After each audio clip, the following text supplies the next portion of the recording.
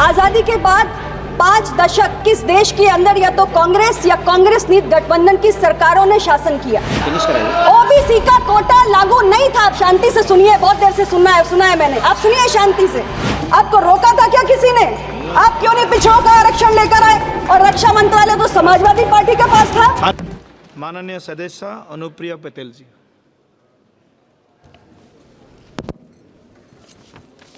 धन्यवाद सभापति महोदय।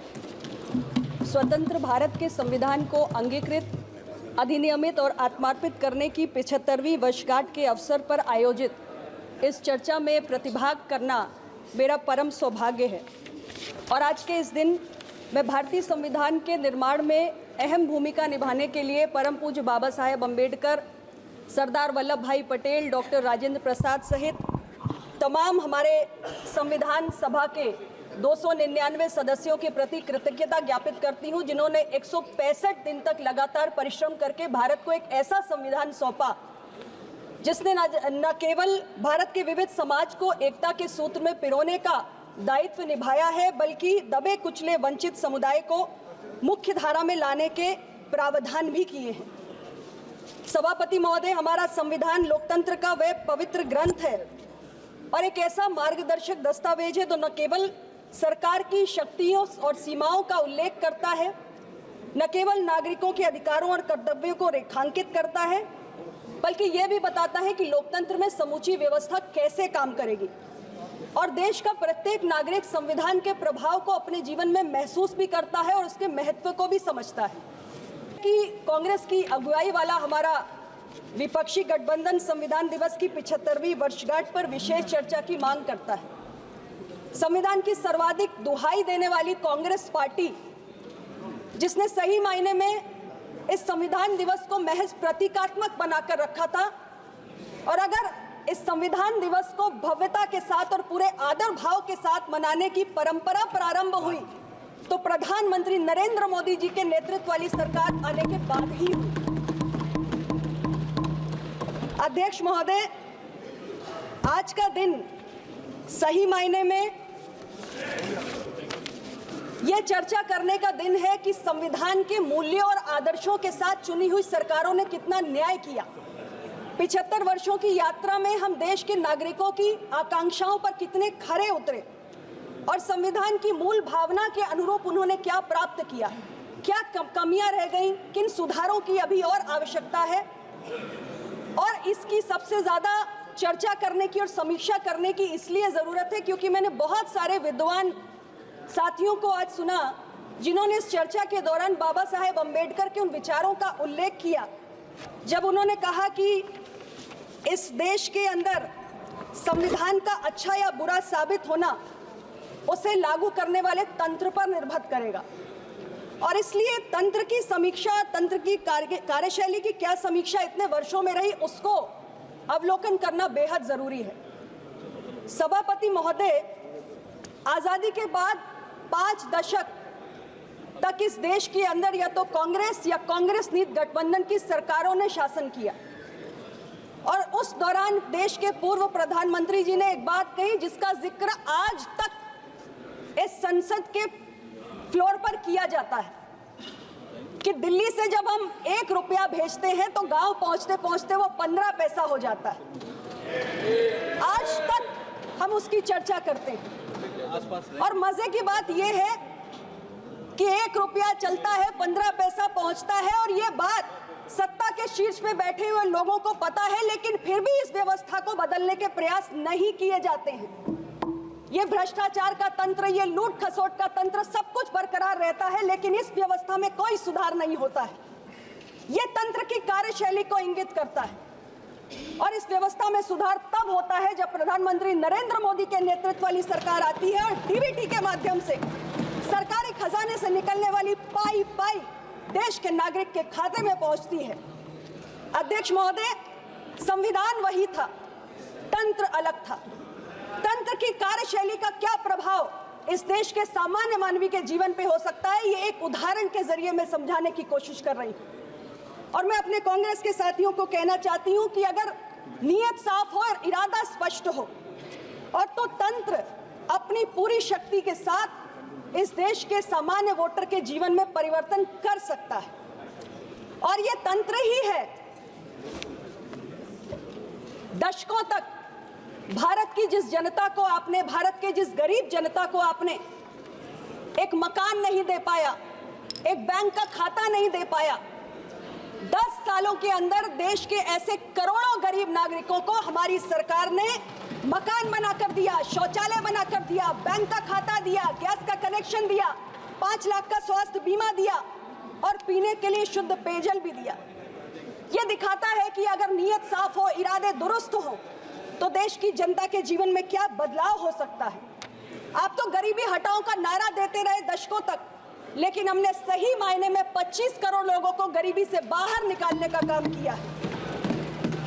अध्यक्ष महोदय, आज दुनिया में भारत की प्रतिष्ठा बढ़ी है। भारत की अर्थव्यवस्था तीसरे नंबर पे, 5वें नंबर पे पहुंच गई और हम इसे तीसरे नंबर पे ले जाना चाहते हैं। और एक उभरती हुई शक्ति के रूप में हमारे विपक्ष के साथी भले ही भारत की ताकत को ना देख पाए, लेकिन आज दुनिया इसकी सराहना कर रही है। और मैं इतना ही कहना चाहती हूँ कि जहाँ चाह है वहाँ राह है। जिस तंत्र ने करना चाहा उसने देश की जनता का कल्याण कर दिया। और हमारी कांग्रेस पार्टी जो संविधान की प्रतियां आजकल हाथ में लेकर चलती है, उस पार्टी ने इस संविधान के प्रति कितनी आस्था रखी है, ये इसी बात से स्पष्ट हो जाता है कि 84 बार आपने अनुच्छेद 356 का प्रयोग करके चुनी हुई सरकारें इस देश के, इस लोकतंत्र के इतिहास में गिराने का काम किया।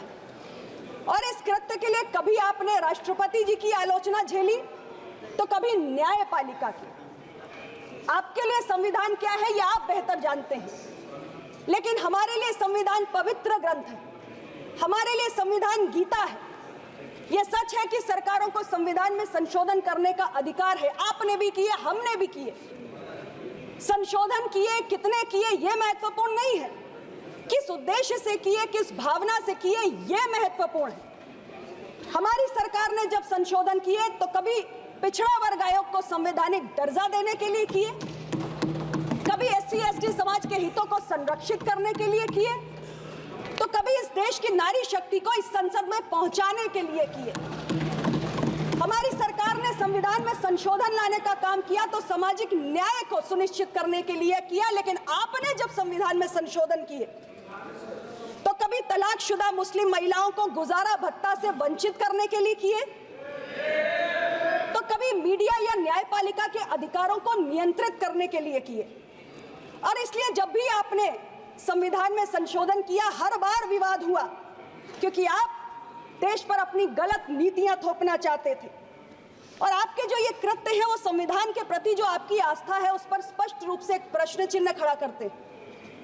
आज मुझे खुशी होती है देखकर कि मजबूरी में ही सही, अपने राजनीतिक स्वार्थ के ही लिए ही सही, आप बाबा साहेब अम्बेडकर को याद कर रहे हैं। वो बाबा साहेब अम्बेडकर जिनको आपने भारत रत्न देने लायक नहीं समझा, वो बाबा साहेब अम्बेडकर जिनकी तस्वीर आपने केंद्रीय कक्ष में नहीं लगने दी, और वो बाबा साहेब अम्बेडकर जिनको किसने हराया ये तो पूरा सदन जानता है, देश का करोड़ों नागरिक जानता है।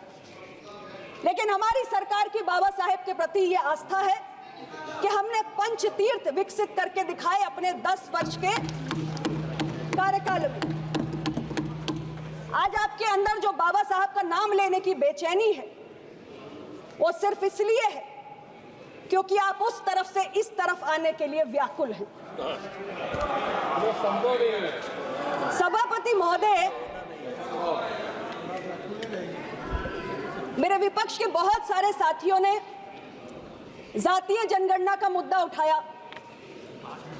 यह सत्य है कि जब सरकार के पास प्रामाणिक आंकड़े होंगे तो हाशिए पर पड़ी हुई जातियों पर केंद्रित योजनाएं, नीतियां और कार्यक्रम बनाने में मददगार साबित होंगे। लेकिन जब मेरे कांग्रेस पार्टी के साथी और समाजवादी पार्टी के साथी जातीय जनगणना का विषय उठाते हैं तो मुझे बड़ा अचरज होता है। हमारे एनडीए का एक अहम घटक है जदयू, उनकी सरकार के समय में उन्होंने बिहार में, उनकी नीयत साफ थी, वो कराना चाहते थे, उन्होंने जनगणना करा दी। लेकिन ये मेरी समझ से परे है कि समाजवादी पार्टी के साथी यहाँ बैठे हुए थे, आपने तो 4-4 बार उत्तर प्रदेश में सत्ता संभाली, अगर आप जातीय जनगणना के इतने बड़े पक्षधर हैं तो उत्तर प्रदेश में आपने जातीय जनगणना क्यों नहीं कराई?